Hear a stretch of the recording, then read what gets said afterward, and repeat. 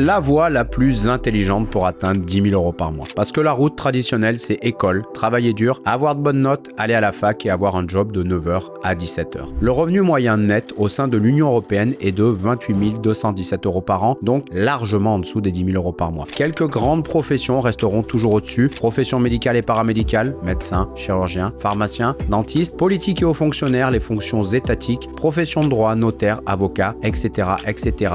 Mais gare au concours et aux années d'études. La nouvelle route que je vous propose, je l'ai déjà empruntée plusieurs fois, la voici en 3 étapes. Première partie, l'exposition. Oui, mais l'exposition à quoi? Au contenu, aux personnes et à la connaissance. Ceci n'est pas un jugement, mais l'école ne nous a jamais appris à aller chercher de l'information nous-mêmes ou à apprendre par nous-mêmes. Un exemple, à l'heure de ChatGPT, je suis quasiment sûr que l'éducation nationale va plutôt aller contre cet outil plutôt que d'apprendre à nos élèves à l'utiliser, et parfois ça peut vraiment être quelque chose de formidable. L'école est plutôt là pour nous faire rentrer dans un moule, et comme je le redis, ce n'est pas un jugement, est plutôt là pour nous apprendre à réciter, à restituer des informations. Vous avez sûrement déjà entendu cette phrase: on devient la moyenne des 5 personnes que l'on côtoie, mais jamais personne ne nous a dit que ces personnes devaient être réelles. Par exemple, au moment où je vous fais cette vidéo, je consomme énormément de contenu de personnes que j'ai jamais rencontrées physiquement. C'est des créateurs de contenu dans la niche du business et du make money, plutôt anglo-saxon, voire même américain. Je vous ai fait une liste, si jamais ça vous intéresse. C'est les 5 personnes avec qui je passe le plus de temps: Alexandre Mozy, Russell Brunson, Cody Sanchez, Naval Ravikant, Brian Tracy. Là, ça va dépendre aussi de la niche que vous voulez développer. À propos de cette niche, la première question qu'on va se poser, c'est identifier ce que vous voulez apprendre, la compétence, le skills que vous voulez développer, bien évidemment, le mieux étant des skills à haute valeur. Et le but, ça va être de faire gagner aux autres personnes du temps, de l'argent, de l'énergie, voire même les 3 à la fois si vous le pouvez. Et là, c'est parfait. Je vous ai mis quelques compétences qui, selon moi, peuvent avoir une haute valeur sur le marché aujourd'hui. C'est tout ce qui est vente. Alors, bien évidemment, si vous faites de la vente de produits ou de services haut de gamme qui se vendent très cher et que vous prenez un pourcentage, vous allez rapidement pouvoir toucher de l'argent. C'est notamment ce qu'on appelle le métier de closer. Vous avez aussi le copywriting, c'est tout simplement l'art d'écrire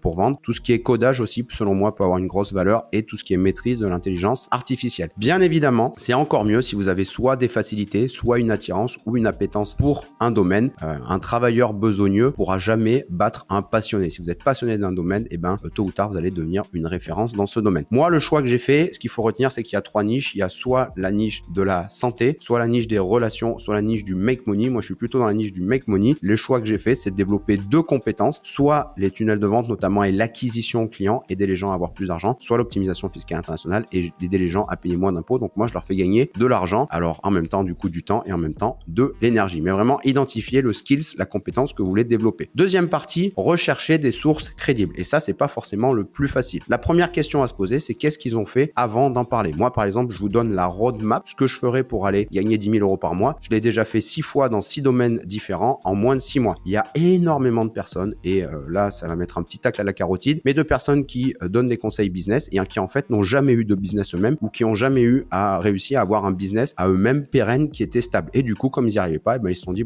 je vais vendre ce que j'ai appris, même si j'ai jamais réussi à créer un business. Donc, première question, qu'est-ce qu'ils ont fait avant d'en parler? Deuxième question, quels ont été leurs résultats personnels? Pour faire simple, vous n'allez pas aller prendre un business coach qui a jamais eu son propre business qui tournait. Et pourtant, il y en a énormément. Vous n'allez pas aller voir un obèse pour apprendre à perdre du poids. Vous n'allez pas aller voir quelqu'un qui est célibataire depuis 20 ans pour vous apprendre à conquérir un homme ou une femme. Donc vraiment, regardez leurs résultats personnels. Regardez bien évidemment les avis clients et les commentaires. Et surtout, quelque chose qu'on ne fait pas particulièrement, c'est notamment si par exemple vous êtes sur YouTube, vous allez pouvoir aller voir leur communauté, aller voir leurs fans et demander, échanger avec eux. Donc ça, c'est vraiment toujours dans la partie exposition, de rechercher des sources crédibles. Et la dernière partie, comment faire ça? Selon moi, le mieux, c'est YouTube. Alors moi, ça reste mon cas personnel et mon expérience parce que je consomme pas mal de contenu anglo-saxon, mais il y a une valeur énorme, et ça, c'est sous-coté, dans les livres. Alors bien évidemment, il y a toujours aussi les podcasts et les audiobooks, mais selon moi, là où il y a le plus de valeur, c'est dans les livres. Et si vous démarrez dans le business, et ça vous évitera peut-être d'acheter des formations à des milliers, voire même des dizaines de milliers d'euros, vous pouvez lire déjà ces 4 livres et vous en saurez plus que, je dirais, allez, 95% des gens. Donc c'est les 2 premiers livres d'Alexandre Mozy, 100 millions offers and 100 millions leads. C'est 2 livres différents. Le livre de Russell Brunson, Dotcom Secret, et une référence de Napoléon Hill qui ne parle pas du tout d'argent, mais plutôt justement de pensée. C'est Réfléchissez et devenez riche de Napoléon Hill. Mais en tout cas, on a vu cette première partie, l'exposition. Petit aparté, toutes les notes, toutes les slides que je me suis pris, je vous en ferai un résumé et je vous le mettrai dans la description de la vidéo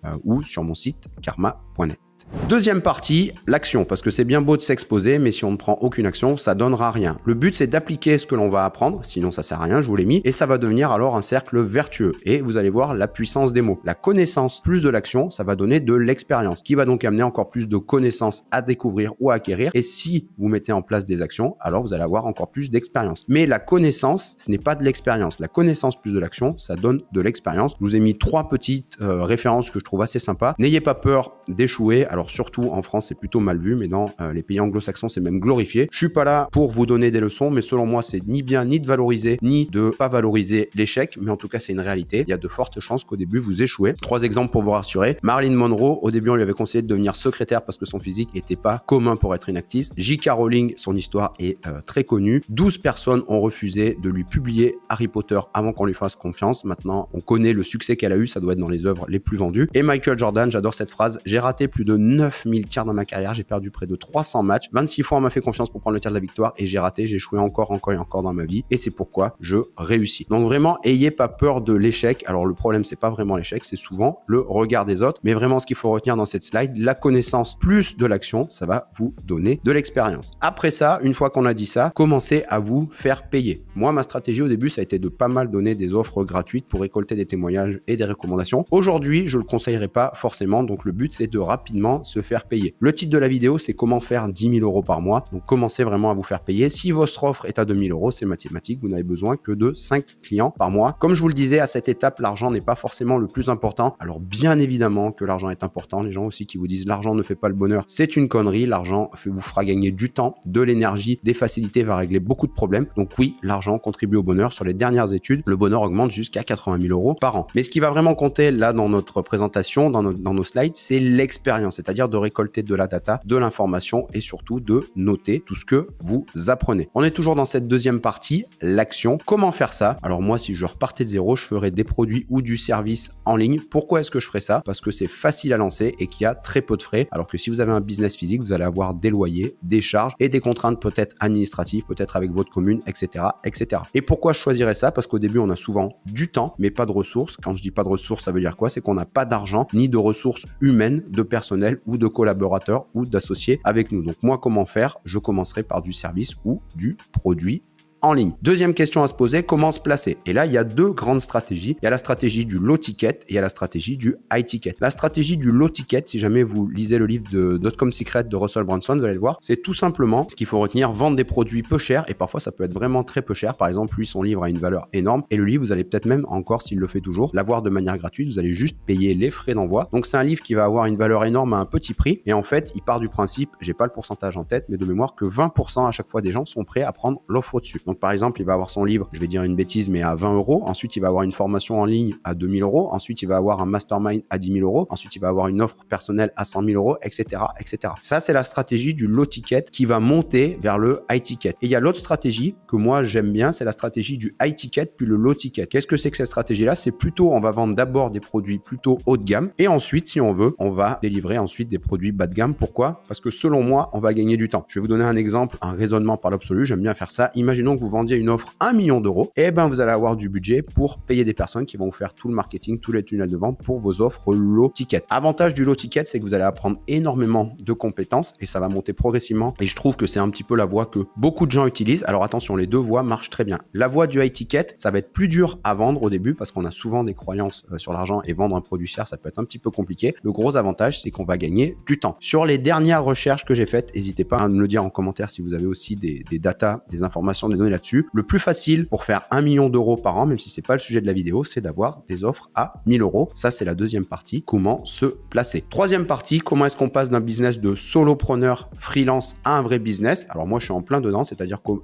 moment où je fais la vidéo, on va dire que je suis un petit business et je suis en train de passer d'un business de solopreneur freelance, c'est-à-dire un petit peu unipersonnel, à un vrai business. Et ben, je suis en train de marquer mes processus pour soit délivrer mes clients ou soit faire une tâche dans mon business, par exemple une création de contenu, par exemple une tâche administrative, par exemple exemple une facturation, une relance client, des demandes d'informations, etc., etc. Et le but, c'est de marquer tout le processus pour délivrer soit vos clients ou soit la tâche. Et ensuite, vous allez pouvoir l'enseigner à une autre personne. C'est ce qu'on appelle tout simplement déléguer. Ou alors ensuite, vous allez pouvoir utiliser un outil, et voire même pour ceux qui maîtrisent ça, c'est pour ça que ça peut être exceptionnel, une intelligence artificielle. Mais voilà sur cette deuxième partie qui est l'action. Et la troisième partie, je vous le rappelle, le but quand même de cette vidéo, c'est de répondre à la question comment rapidement gagner 10 000 euros par mois, ou en tout cas la voie la plus intelligente selon moi. Et enfin, troisième et dernière partie, l'éducation et la connaissance, avec la première sous-partie, l'éducation. Au moment où je vous fais cette vidéo, le business de l'éducation est en plein boom. C'est-à-dire que ce que vous avez appris, vous allez pouvoir le monétiser sous forme d'éducation, et il y a différents moyens de le faire. Le plus connu, c'est les fameux infopreneurs, les vendeurs de formation. Vous avez sûrement vu des pubs et des tunnels de vente qu'ils utilisent, vous avez forcément été targeté. Mais il y a d'autres moyens un petit peu moins connus, par exemple les séminaires, les événements, les masterminds. J'ai jamais participé à un mastermind de qualité, donc n'hésitez pas à me dire si jamais vous en avez un en commentaire. Et ensuite, il y a un modèle que je trouve super intéressant, c'est le modèle School Game d'Alex Hormozy. Qu'est-ce que c'est? C'est en fait tout simplement les gens qui vont payer un abonnement pour avoir des informations tous les mois. Personnellement, j'hésite à le faire, notamment sur la partie business. N'hésitez pas à me dire si jamais ça peut vous intéresser. Et après, ça c'est ma stratégie. L'éducation, vous pouvez aussi le donner gratuitement, c'est-à-dire que moi je donne beaucoup de contenu gratuit que vous pouvez faire vous-même. Et ensuite, ce qu'on va vendre, c'est plutôt de le faire avec vous, le fameux done with you, ou alors de le faire carrément pour vous, le fameux done for you. Là, ce que je trouve vraiment génial, c'est-à-dire qu'on met tout en place pour vous, soit